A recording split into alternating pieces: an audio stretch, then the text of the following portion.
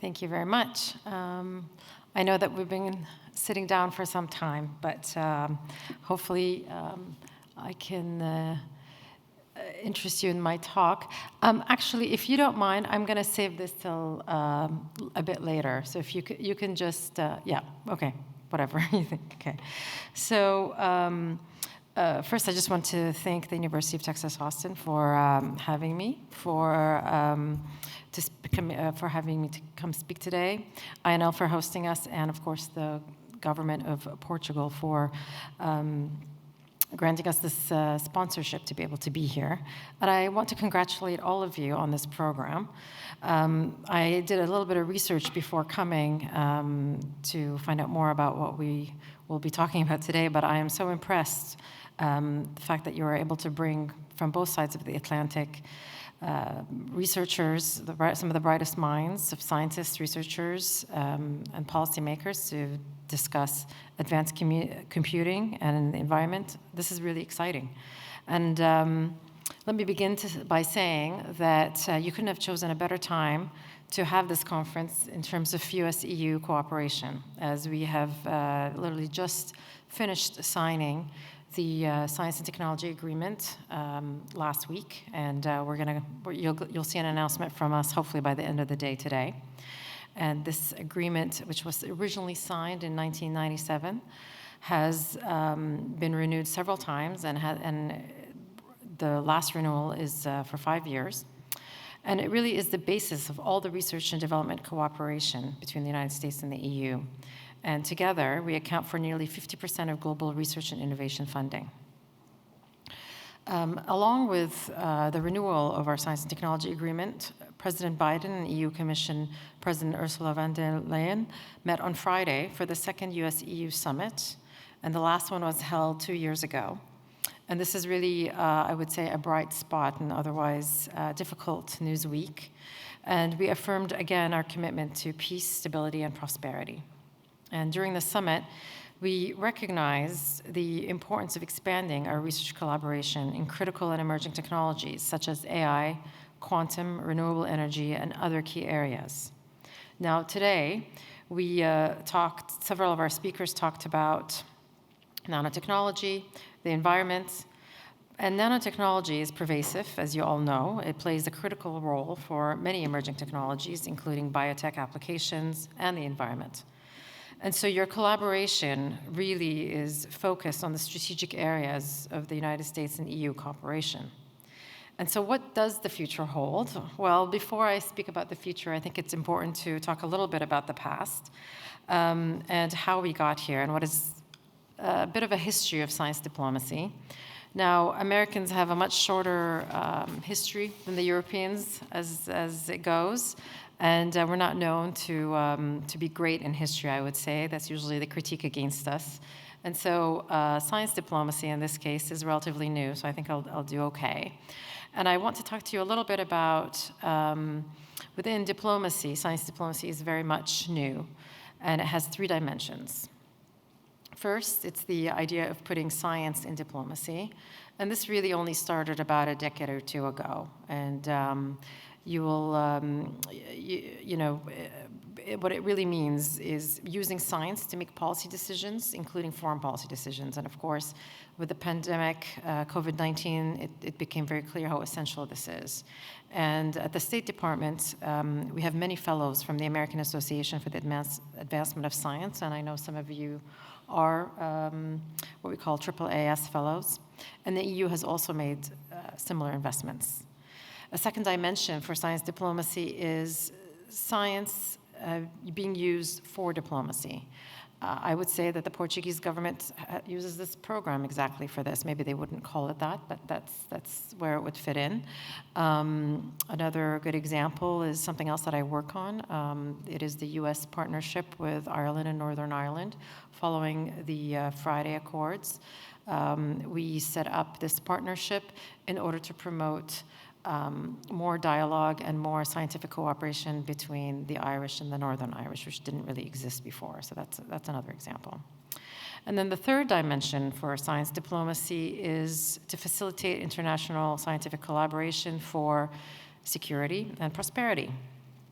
Now, this started several decades ago, where in the 1950s, the State Department advocated for the creation of CERN, which is the European Organization for Nuclear Research.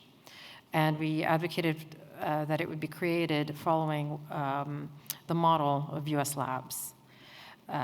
We also advocated more recently in the 1980s, during the Cold War, for the creation of ITER, Nuclear Civil Fusion Institution.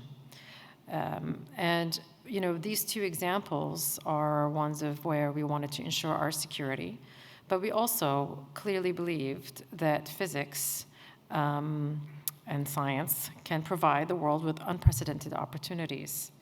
And today, CERN, for instance, is the model of a thoroughly internationalized commitment to producing new knowledge, and the dissemination of this knowledge is incredibly important. And this is why we've supported the US-EU cooperation model, because we share the same values. And these values are transparency, reciprocity, openness, and merit-based competition. And adhering to these values cannot be, I cannot overstate how important it is that we share these principles and values. And this is really the basis of our cooperation with the European Union. And so when we talk about US-EU scientific cooperation and the future of it, I will say that you can count on both the United States and the EU to ensure that we keep the values of research integrity, ethics, and democracy, rule of law, and multilateralism.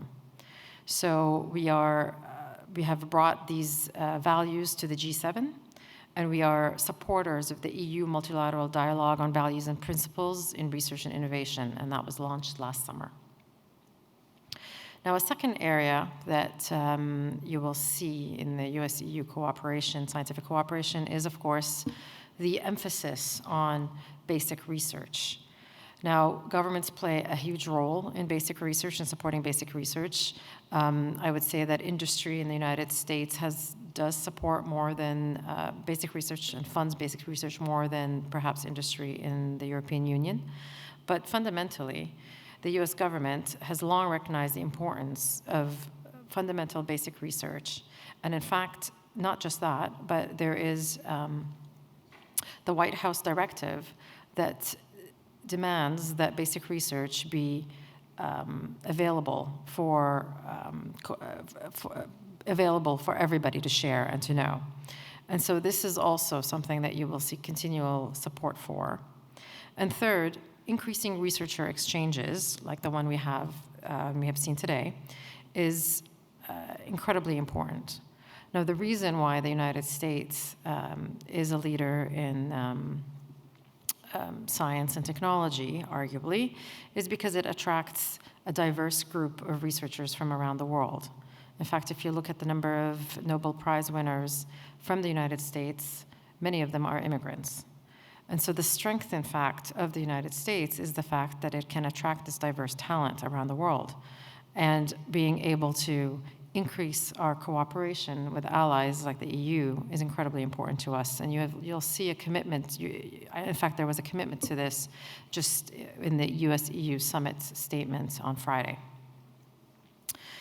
When I think about the values that I just talked about and the future of the US-EU collaboration, I'm reminded of an interview that I saw by Bill Phillips, who was a Nobel Peace Prize winner in physics in 1997. He, along with his colleague Stephen Chu and his French colleague Claude Cohen-Tanouji, won the prize together. And Bill Phillips, and I don't know if many of you are familiar with him, but he was a government worker. He worked for NIST, the National Institute of Standards and Technology.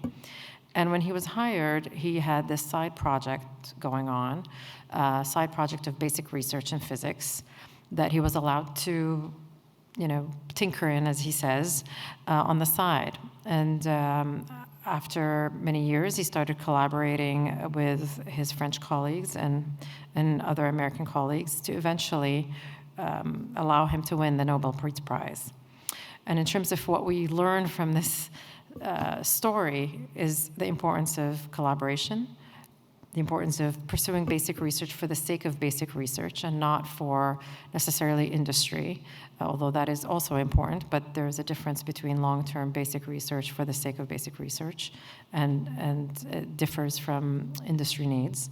And also cross-cultural collaboration, because as he says, the diversity in this case is an asset. The way the French or the Europeans think of a question, or the approach they bring to a question, is fundamentally different than, you say, an American might bring to a question, or others might bring to a question.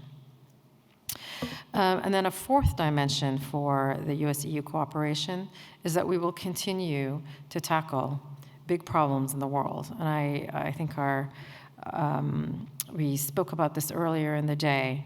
So if you look at the issues that we're tackling, including energy security, how do we ensure prosperity while the energy transition in our economies is undergoing?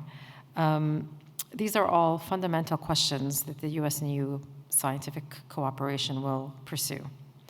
Now, how do we actually work together? Well, under the Science and Technology Agreement, we have a joint consultative group meeting, and the last one was held last year in Brussels. It had not been held for 5 years, actually, so it was a big moment when we did hold it, and myself and my colleague in the EU planned it. And the next one is coming up in Washington in early 2024. And now the topics covered included climate health nexus, cancer, ocean research, climate neutrality in aviation, the green transition, climate modeling, Earth observation, transport research, circular economy, and science and society. And from each of these areas, we've now continued to collaborate, and when we come together again next year, we will be able to see what areas that we have not, progressed on, or that we want to progress further on. Now, the other way that we work together is through the Trade and Technology Council, which I mentioned briefly earlier, and that was agreed upon in 2021. And really the goal of the Trade and Technology Council is a forum for the United States and the European Union to coordinate approaches to key global trade, economic, technology issues, and to deepen transatlantic trade and economic relations. So topics under what we call the TTC include AI, and when I'm talking about AI, we're talking about AI for the public good. How do we ensure that critical technologies are in fact used in a democratic way? Quantum is also another topic that I work on the TTC. EV charging infrastructure, which was also brought up by some of our panelists as a big issue, as a big problem at this time. Semiconductors, standardization work on critical and emerging technologies, US-EU clean energy incentive dialogue. There's also a different dialogue of energy and fusion, and beyond 5G and 6G, and finally, talent for growth. So as you can see, a lot of these areas that were mentioned today are things that are topics that we're very much engaged in with our allies in the EU. And I would say that this program, and I will talk about this in a little bit some more, but this program really stands as an example of an ideal example, quite frankly, of the US-EU cooperation model. And now, I will leave you with this thought. In a speech of our Secretary of State Blinken for the 50th anniversary of the advancement of the American Association for Science, Arati Prabhakar, who's the director of the White House Office of Science and Technology, stated that we're living in a golden age of science. We know more about the universe, our planet, and ourselves than we've known before. And in the best moments, in her optimistic moments, she says that she thinks that science, together with policy, can heal the sick, it can feed the poor, and it can protect the planet. I would venture to say that arguably it is also the golden age of science diplomacy. We're living in an age where you can be sure that the United States and the EU, working together, will continue to promote scientific ethics and values. We will continue to promote your research to ensure that it is working for the good and for the betterment of not just the United States and the EU, but also for the world. And so I just want to thank you again for having me.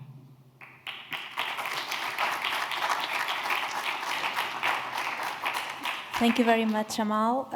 Let's open the floor to questions from the audience. Oh, a question over there. Christiana, please.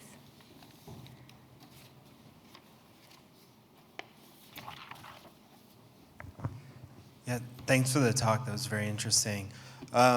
So what are the plans from the U.S. perspective to support the collaboration? Because I've been doing this stuff for a while, and there is really very limited to almost no actual financial support. So it's one thing to talk about science diplomacy, and the way we tend to do it is we sort of volunteer our time and cobble together a few $10,000 here and there.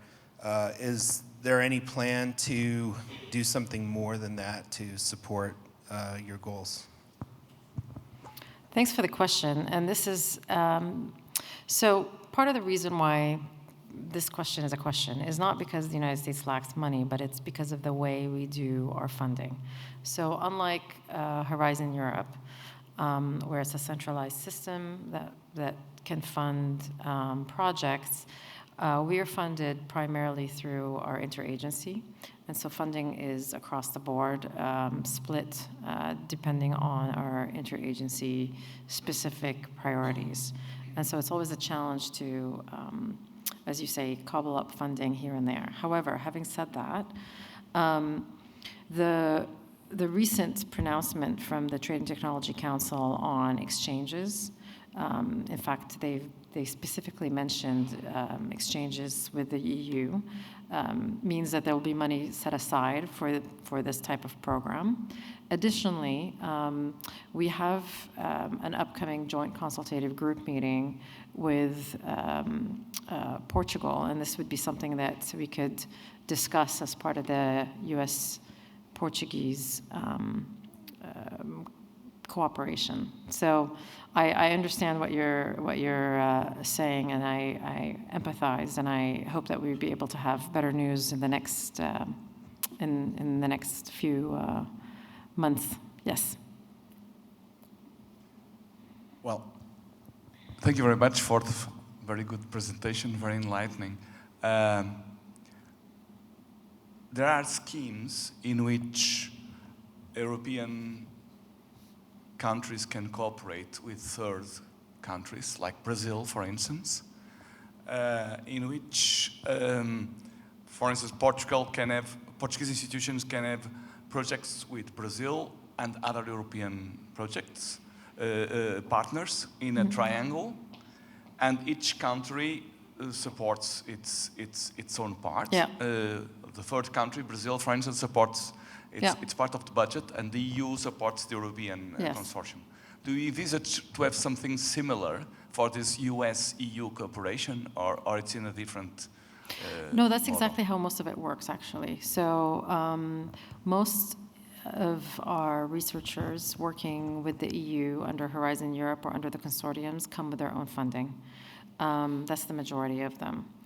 And in fact, for many years, there had been some challenges for them, but 2 years ago, the EU put out the associated partner status, which was specific to researchers that came with their own funding, in order to make it easier for Americans and self-funded researchers to work under Horizon Europe and within the consortiums. So absolutely, that is usually how it works. For example, the US-Ireland partnership that I mentioned, each country sponsors their own researchers, yes. Hello, I'm Rui Oliveira. Just following up on José Mendonça's question. EU has been very active signing what it calls digital partnerships with Japan. Right now, it's with Japan, with South Korea, Singapore. Next will be India. Will we have a U.S. partnership signed? So the question is there a U.S. partnership on digital technology? Is that Digital the question? partnerships, yes. Yes, absolutely. In fact, it's covered under the Trade and Technology Council. I didn't mention it specifically because I'm really focused on research and innovation. But yes, absolutely. In fact, we work very closely with the Commission. DG Connect is where digital technology is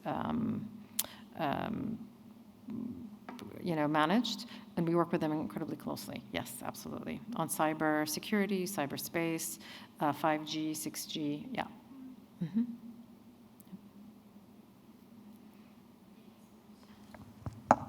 So, can I go ahead?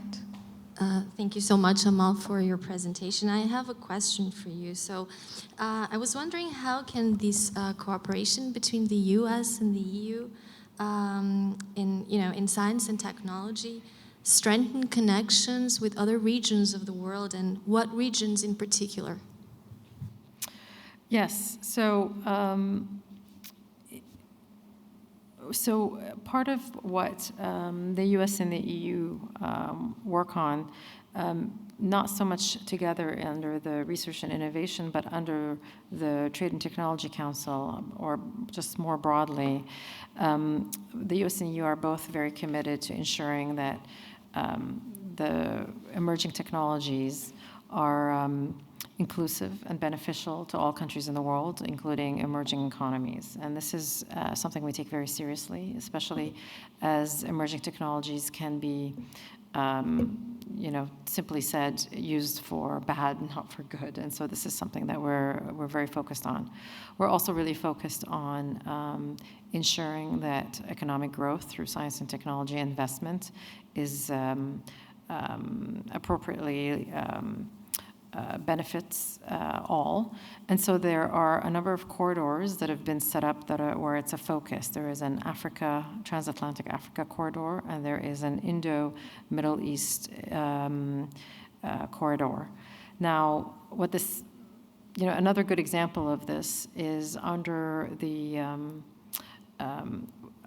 what we call AORA, so it is the All Atlantic Oceans Alliance, Research Alliance.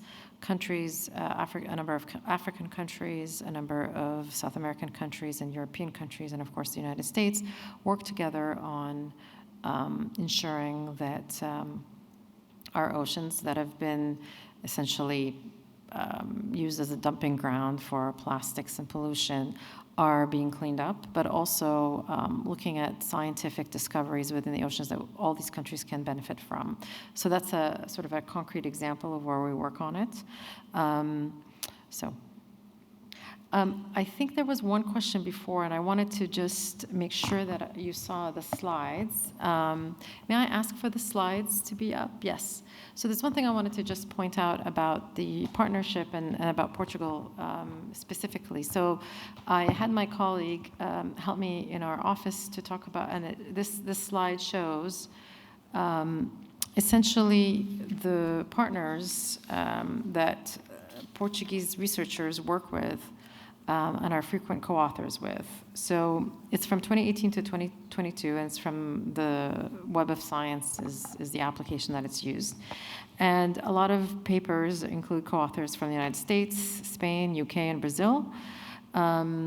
And so this is, good news for Portugal, but what I assume that every country wants for its researchers to continue expanding this. And I would argue that the partnership does a really good job of exposing Portuguese researchers, not just to the United States, but also to other partner countries that American researchers also work with. The second slide, if you don't mind, is really a slide talking about the type of research, or rather the output of Portuguese research. And while it may be slightly lower than other countries in the region, it in fact is cited a lot more. And so if you look at the size of the bubble of Portugal, the citation number or the citation size states really that the measure of the quality of Portuguese research is quite high. And thank you. And so where I'm going with this is the more Portuguese researchers are exposed and they work together with American researchers, not only does this increase on paper their citation level, et cetera, but it also allows for increased funding for specific Portuguese researchers.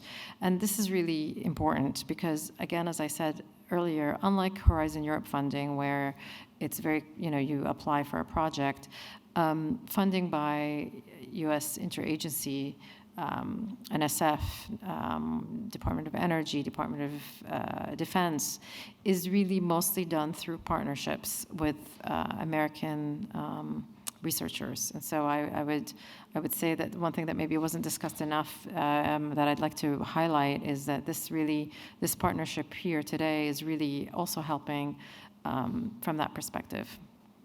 Thank you.